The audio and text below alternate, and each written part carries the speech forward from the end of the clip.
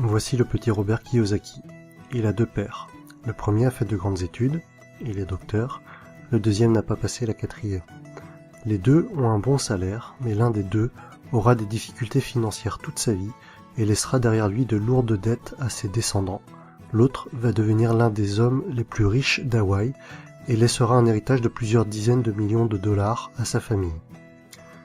Dans ce livre, Kiyosaki va nous exposer les différents points de vue de ces deux pères. Tous les deux sont d'accord sur le fait que l'éducation joue un rôle primordial dans la vie. L'un est persuadé que les grandes études sont incontournables, l'autre pense que devenir financièrement intelligent va permettre au petit Kiyosaki de devenir riche. Le problème avec l'éducation financière est que c'est une matière qui n'est pas enseignée à l'école, mais à la maison, avec la famille. Malheureusement, la plupart du temps, les familles vont apprendre à leurs enfants à devenir pauvres. Ce n'est pas un manque d'amour pour leurs enfants, c'est juste qu'elles ne connaissent pas bien le sujet, et qu'elles ne maîtrisent pas bien les mécanismes de l'argent, et qu'elles ne lisent pas des livres tels que « Père riche, Père pauvre ». Si comme moi, vous n'avez pas de père riche, cherchez à apprendre auprès de ceux qui le sont, et investissez en vous. Lisez les livres de Robert Kiyosaki, Napoleon Hill, Warren Buffett et tant d'autres.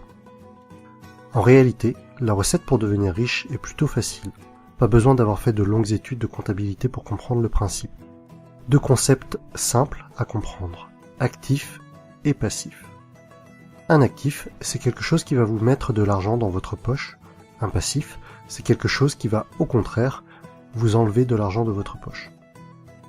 En analysant un peu, tout peut être un actif ou un passif. Si vous achetez une voiture, la plupart du temps, il va s'agir d'un passif. Vous allez perdre de l'argent avec, sa valeur va se déprécier.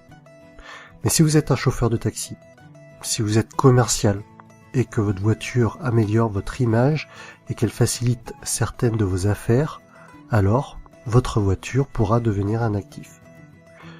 Si vous possédez une maison, et que, avec les factures, les différentes taxes et travaux, cela vous fait perdre de l'argent, alors il s'agit d'un passif.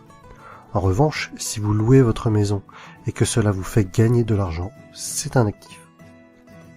Voici un schéma assez classique pour représenter les pauvres, classe moyenne et riches. Les pauvres vont seulement dépenser leur argent. On ne distinguera ni de passif ni d'actif, mais seulement des achats quotidiens pour vivre. Les classes moyennes vont également avoir des dépenses, peut-être un peu plus importantes que les pauvres. En plus de cela, elles vont acheter des choses qui vont leur permettre de paraître riches, mais en réalité, elles achètent des passifs, maison, voiture. Beaucoup de ces personnes vont considérer leur habitation principale comme étant leur investissement le plus important. Mais le plus souvent, cela va leur coûter de l'argent et pas leur en rapporter.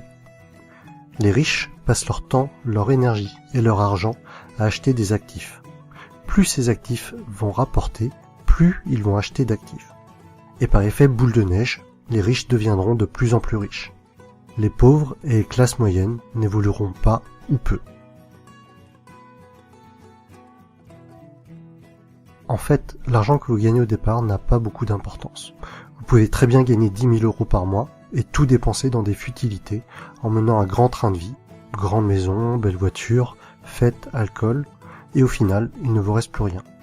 À l'inverse, vous pouvez ne gagner que 1 500 € par mois aujourd'hui et réinvestir tout l'argent qui vous reste dans des actifs et devenir de plus en plus riche au fil du temps, jusqu'à peut-être même atteindre la liberté financière et ne plus avoir besoin de travailler.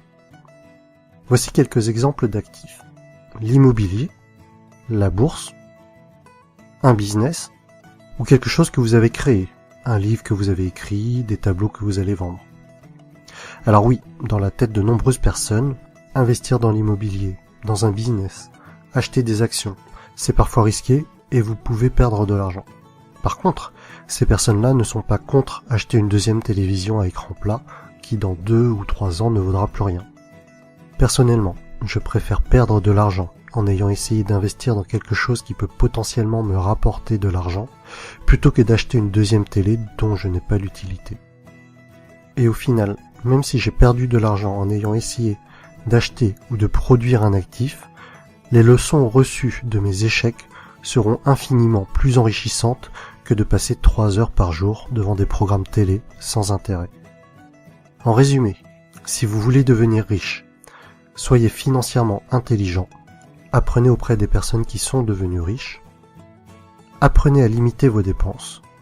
Concentrez-vous sur les actifs, limitez les passifs. Et voilà mon résumé du livre Père riche, Père pauvre de Robert Kiyosaki. Si vous avez apprécié la vidéo, mettez-moi un pouce bleu en bas à droite. Et pour suivre mon actualité, abonnez-vous.